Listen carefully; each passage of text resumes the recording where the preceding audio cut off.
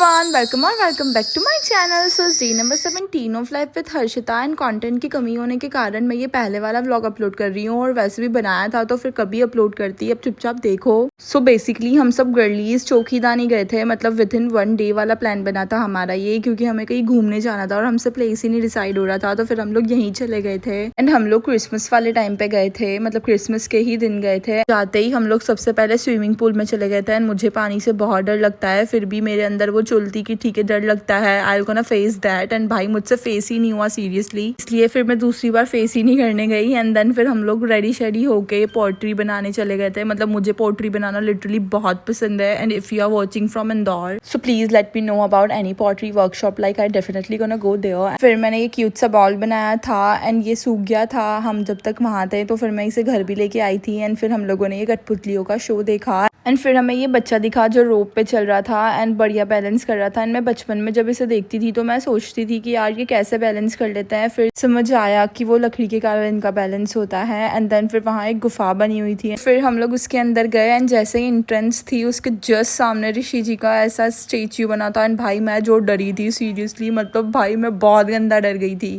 And फिर शिव जी से blessing लेने के बाद हम लोग खाना खाने चले गए थे। मतलब हम लोग इस टाइम तक बहुत ज़्यादा ही थक गए थे एंड हम लोगों ने पूरा राजस्थानी मील लिया था, मतलब वहाँ पे पंजाबी भी था बट फिर हम लोगों ने राजस्थानी चूज़ किया था। एंड बढ़िया इसे रैप अप करने के बाद अंकल ये कुछ तो बजा रहे थे, ये सुना, मतलब मुझे पता नहीं है, इफ़ यू नो तो समझ जाओ। एंड फिर वापस हमने इस बच्चे को देखा एंड भाई पहले तो ये इस पर सिर्फ वॉक कर रहा था बट फिर बाद में ये इसमें बैठ भी गया, लेट भी गया एंड बढ़िया चिल कर रहा था। एंड इस टाइम तक हमें लिटरली बहुत रात हो गई थी, तो फिर हम लोग घर आ गए थे। Okay bye.